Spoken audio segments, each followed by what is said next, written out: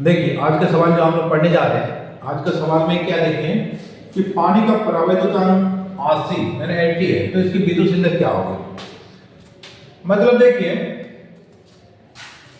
इसमें सोल्यूशन जब करेंगे तो एप्सिलॉन आर का वैल्यू है पानी के लिए 80, तो क्या निकलने वाला है, एप्सिलॉन का वैल्यू हमको चाहिए। हम लोग जानते हैं क्या, वी नो दैट एप्सिलॉन बराबर epsilon naught into epsilon R. अब देखिए एप्सिलॉन नॉट का वैल्यू कितना होता है 8.854 इनटू 10 का पावर -12।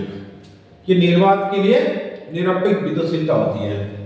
एप्सिलॉन आर का वैल्यू कितना है 80। अब इसको मल्टीप्लाई करेंगे तो क्या आएगा, ये संख्या एक सेट कर दीजिए 8.854 इनटू 8, यहाँ पर 10 कर दीजिए, यहाँ पर 10 का पावर -12 कर दीजिए।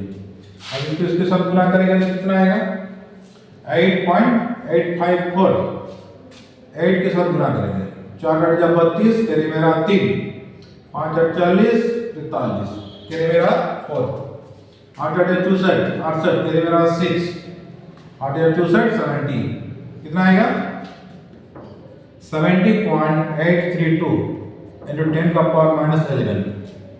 अब देखिए यहाँ पर आंसर छोड़ना उचित बात नहीं है, कहाँ तक लेके चलना है, साइंटिस्ट पद्धति तक, मतलब एक संख्या के बाद पॉइंट होना चाहिए। तो क्या आ जाएगा 7.0832 इंटू 10 का पावर 1 हो जाएगा, यहाँ पर 10 का पावर -11, तो कितना होगा 7.0832 इंटू 10 का पावर -10। इसका मतलब लिख दीजिए कूलम स्क्वायर पर न्यूटन पर मीटर स्क्वायर।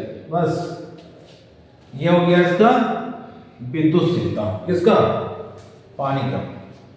अब इसी प्रकार कुछ भी पदार्थ का दिया गया तो आराम से यही वाला फॉर्मूला से निकाल सकते हैं। एप्सिलॉन बराबर epsilon naught into epsilon R, ये हम लोग पिछले क्लास में हम लोग पढ़ चुके हैं, जब हम लोग पढ़े थे विद्युतशीलता तब। अब देखिए इसके बाद जैसे इसका चार्ट याद कर लेना है, ये चार्ट हम पिछले क्लास में बताए थे। जैसे निर्वात के लिए कितना होता है 1, उसके बाद हाइड्रोजन के लिए 1.0003, जल वाष्प के लिए कितना था 1.007, वायु के लिए कितना था 1.0059, कार्बन डाइऑक्साइड के लिए 1.0097, मोम के लिए था 2, कांच के लिए कितना था 3 से 4, पेपर के लिए था 3.5, अब्रक के लिए था 6, डायमंड के लिए था 5.7। तो ये जो चार्ट हम लिखवाए थे पिछले क्लास में, ये चार्ट पूरा याद कर लेना। अल्कोहल के लिए 25, पानी के लिए 80 और धातुओं के लिए इंफिनिटी होता है। बस इतना अगर चार्ट याद कर लिए तो मेन टॉपिक हम बता चुके हैं। अब देखिए यहाँ पर एक न्यूमेरिकल हम बताएं जो पानी वाला है। अगर यहाँ पर अब्रक वाला दे दें कि अब्रक का परावैद्युतांक मान 6 है, तो इसकी विद्युतशीलता क्या होगी, तो एप्सिलॉन नॉट का मान तो ही रहेगा, सिर्फ पुट क्या करना है 6, इसके साथ से गुना कर देंगे जो आएगा वो हो जाएगा आंसर। तो बस ये न्यूमेरिकल इतना ही था। अब देखिए नेक्स्ट टॉपिक पर विचार कर रहे हैं सापेक्ष विद्युतशीलता, जो एप्सिलॉन आर से इसको डिनोट करते हैं या परावैद्युतांक तो के से डिनोट करते हैं। सापेक्ष विद्युतशीलता तो क्या बोलते हैं, रिलेटिव परमिटिविटी,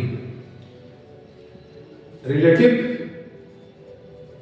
परमिटिविटी, इसको एप्सिलॉन आर से डिनोट करते हैं, और इसको क्या बोलते हैं डाइलेक्ट्रिक कांस्टेंट, डाइलेक्ट्रिक कांस्टेंट, इसको हम लोग के से डिनोट करते हैं। अब देखिए यहाँ पर हम लोग चर्चा करेंगे कि निर्वात में मान के चलिए दो बिंदु आवेश है, मान के चलिए 1 मीटर दूरी पर दो बिंदु आवेश, 1 कूलम या भी 1 कूलम, मान के चलिए Q1 ये Q2। तो ये आवेशों के बीच कितना बल अनुभव करेगा, दोनों पॉजिटिव है तो विकर्षण बल रहेगा। तो F बराबर क्या लिख सकते हैं K Q1 इंटू Q2 बटे R स्क्वायर। अब देखिए K का वैल्यू कितना है, K का वैल्यू है 9 इंटू 10 का पावर 9, Q1 1 इंटू 1 बटे 1 का स्क्वायर, पूरे टर्म क्या बन गया 1। F का वैल्यू कितना हो गया 9 × 10⁹ इतना न्यूटन बल अनुभव करेगा। लेकिन पिछले क्लास में हम पढ़े थे, इसका पढ़ने से पहले निरपेक्ष विद्युतशीलता, किस माध्यम की निरपेक्ष विद्युतशीलता क्या है, उस माध्यम को गुण को दर्शाती है जिसके कारण उत्पन्न उसके अंदर उत्पन्न विद्युत क्षेत्र का विरोध करती है। मतलब ये आवेश को अगर किसी माध्यम में डाल दें, चाहे पानी, चाहे अभ्रक, चाहे कोई भी पदार्थ में डाल दें, मान लीजिए पानी में डाल दिए, दूरी कितना है 1 मीटर, सेम दूरी, चार्ज 1 कूलम, तो बल का मान क्या हो गया, बढ़ेगा कि घटेगा। तो यहाँ पर एप्सिलॉन आर का वैल्यू हम कितना पढ़े 80, यहाँ पर 80 गुना घट जाएगा। तो न्यूमेरिकल का हल कैसे करेंगे, इसके लिए थोड़ा देखिए कि ढंग से इसको लिखना है। इसका परिभाषा कैसे देंगे सापेक्ष विद्युतशीलता का, किसी पदार्थ का सापेक्ष विद्युतशीलता या किसी माध्यम में सापेक्ष विद्युतशीलता निर्वात या वायु में दो बिंदु आवेशों के बीच लगने वाला कूलम बल F, ये जो बल है, ये बल हम किससे डिनोट करेंगे F से, लगने वाला F, तथा समान दूरी पर स्थित किसी माध्यम में दो बिंदु आवेशों के बीच लगने वाला कूलम बल Fm, ये बल को हम क्या लेंगे Fm, m मतलब मीडियम मतलब माध्यम, Fm के अनुपात के रूप में परिभाषित की जाती है, मतलब Fm के अनुपात के रूप में परिभाषित की जाती है, इसे एप्सिलॉन आर से इसको डिनोट करते हैं। अब देखिए ये एप्सिलॉन आर का वैल्यू माध्यम की प्रकृति पर निर्भर करती है, जैसे माध्यम आएगा उस तरह का उसका मान भी चेंज होते जाएगा। अब प्रावेदिकता का परिभाषा उसी प्रकार देंगे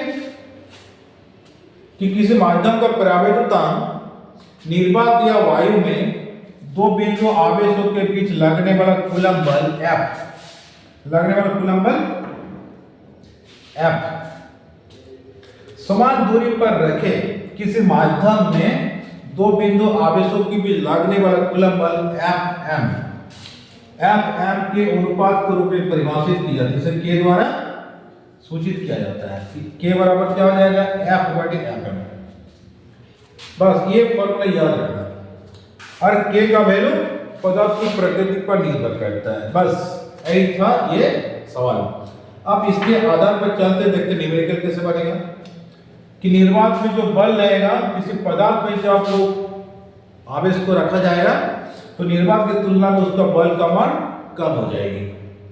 तो बस इससे ये ऑब्जेक्टिव भी आ सकता है, ये बोर्ड लेवल में इसका सवाल भी आता है।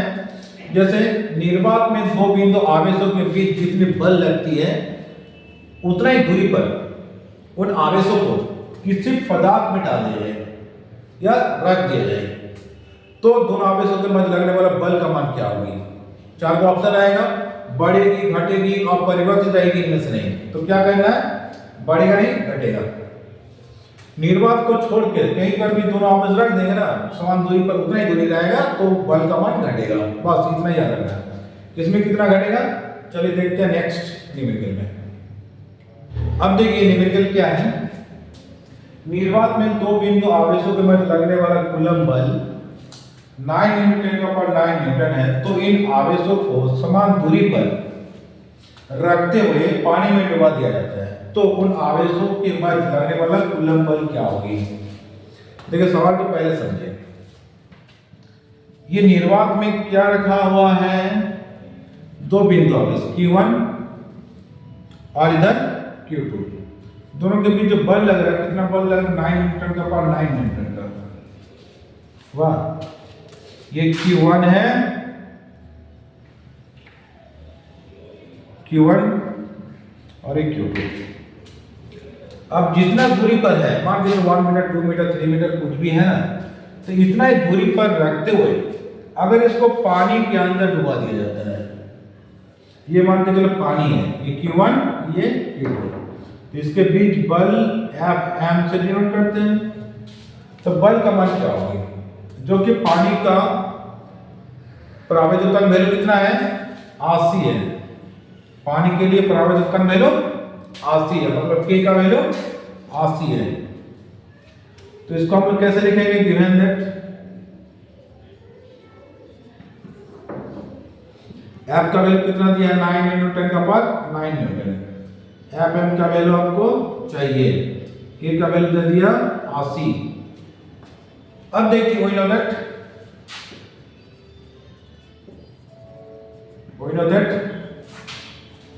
क्या करेंगे, फॉर्मूला अभी अभी हम लोग देखे हैं कि ये बराबर क्या होता है एफ बटे एफ एम।